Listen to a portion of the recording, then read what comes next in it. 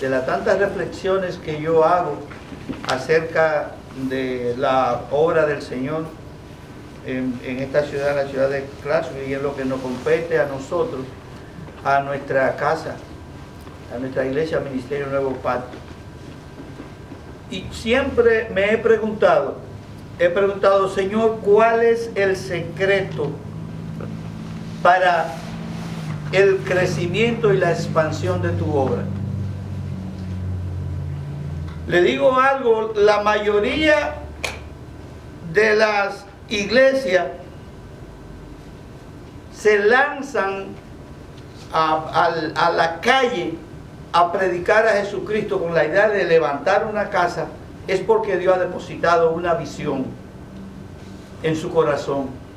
Porque nadie sin una visión se lanza a una tarea como comenzar a buscar vida para hablarle del Señor y reunirlo y prepararlo, adiestrarlo, formarlo y hacer un equipo de trabajo para constituir una iglesia local.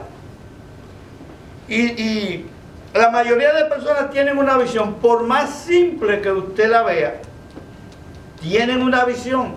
Las iglesias que nosotros llamamos iglesias religiosas porque se han quedado solamente en los coros y en ciertas cosas, y no profundizan y no desarrollan y no preparan a los hermanos que usted lo ve que tienen talento, que tienen capacidad. Como quiera tienen una visión. Las iglesias que son muy pastorales, muy personalizadas, muy qué sé yo, diría yo, así, son así porque tienen una visión.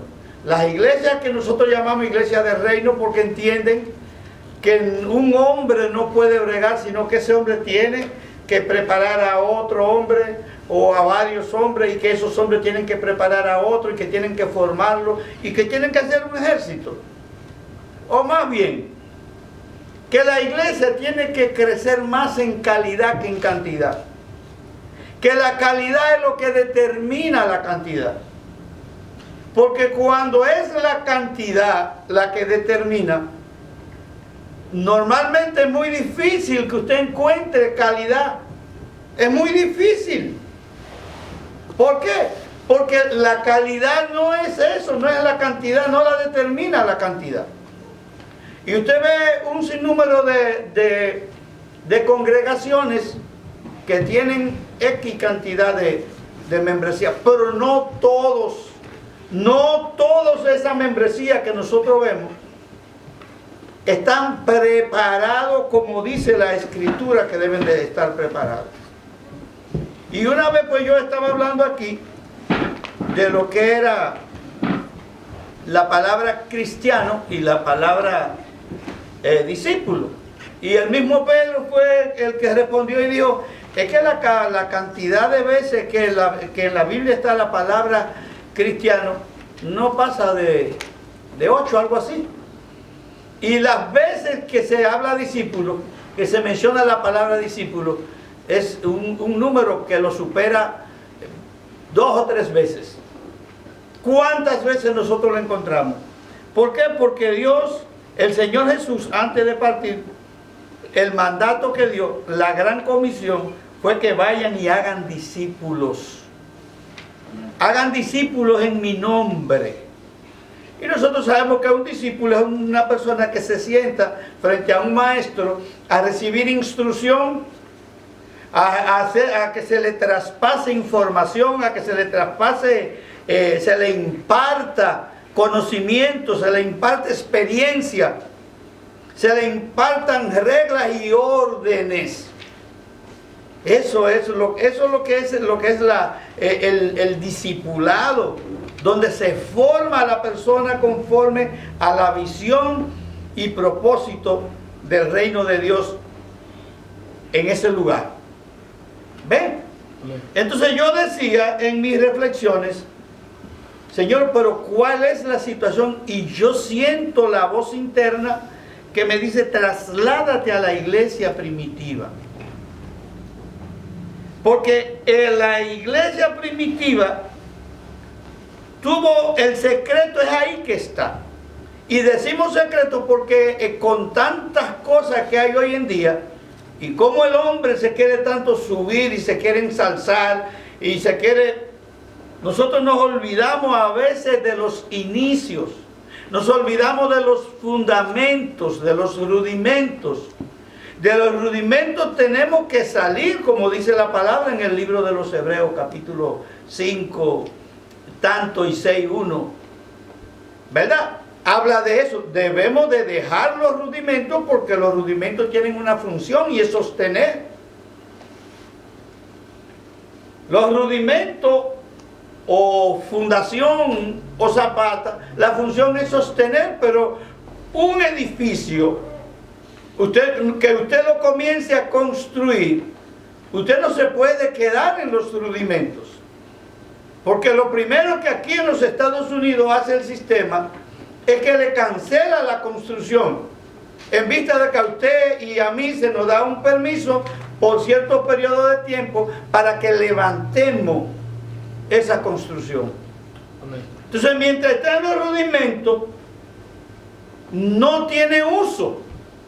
Solamente está marcado que se inició, que comenzó. Y por eso nosotros vemos que el escritor de los Hebreos dice que ustedes tienen tiempo de ser maestros, mas sin embargo se necesita que todos los días se le esté dando la leche de la palabra. Se le enseñe cuáles son los rudimentos de la fe cristiana. Así mismo dice el escritor de los Hebreos, tienen tiempo de ser maestros. Y dice que la leche es para los niños, para los inexpertos en la palabra de justicia. La leche de la palabra, los rudimentarios. Es como hablar del A, E, I, O, U en un niño. Después que un niño sale del maternal, ya no le vuelven a hablar más del A, E, I, O, U. Comienzan a hablarle del alfabeto entero y comienzan a enseñarle a combinar las primeras 5 vocales con todo el alfabeto y a formar palabras. Así es. Y a escribir y a leer. Entonces, en el contexto espiritual es lo mismo cuando nosotros solamente hablamos del Espíritu Santo, cuando hablamos del bautismo en el agua y cuando hablamos de la doctrina de imposición de manos. Así mismo lo dice la palabra. ¿Vamos a durar toda una vida en esos 3 temas? No creo que vayamos a durar. Tenemos que buscar otros niveles para que el edificio de nuestras vidas siga creciendo. Amén. Y sea útil. Si no, no va a poder Dios usarlo. Usted no usa una casa solamente con la zapata. Emma, usted comienza a añadirle ladrillo o bloque a la construcción y madera, y hasta que no la techa y la termina y le da terminación, tampoco puede utilizarla. Así es. Y aún la termina, tiene que amueblarla. Tiene que meterle fornitura. Tiene que meterle la cosa que necesita utilizar para usted poder habitar ese lugar. Amén. Pues así mismo es el Señor. Amén. Entonces, esto es en el contexto que estamos hablando de la calidad y la cantidad. ¿Qué ganamos nosotros con meter 300 personas aquí si no hay aquí 20 o 25 personas dispuestos a discipular a esos 300, a esas 300 nuevas personas que llegan aquí a la casa? Amén. Entonces, por eso que los pastores comienzan discipulando a las personas que ellos pueden ver que tienen talentos, que tienen dones, que tienen capacidades, que tienen inclinación. ¿Y cómo usted se da cuenta? Por lo que ellos anhelan hacer. Si usted ve a una persona que le molesta ver una botella vacía ahí, que la recoge, ya por ahí usted comienza a ver vestigio de un servidor, vestigio de un discípulo que sirve que no es servido, sino que sirve. El que es servido es el que deja la botella vacía. Así es. Entonces, ¿quiénes son los que son servidos? Las multitudes. Amén. ¿Quiénes servían a las multitudes? Los discípulos. Los discípulos servían a las multitudes. Porque las multitudes andaban detrás de Jesús porque tenían necesidad de ser servidos en diferentes áreas.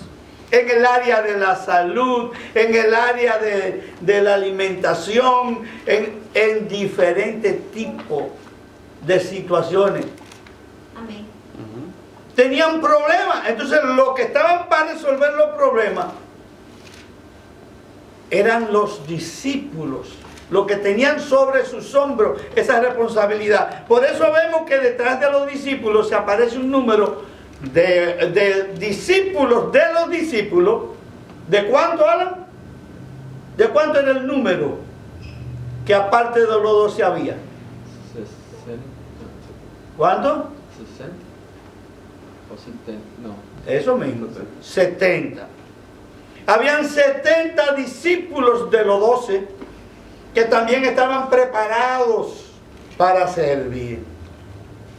¿Ven? Entonces nosotros lo miramos ahí, entonces vemos que hay una cadena. Jesús elige 12, pero los 12 logran discipular 70. Y ya esos 70, el Señor Jesús lo mira como a los 12. Porque vemos que cuando Él resucita se le aparece a los 70.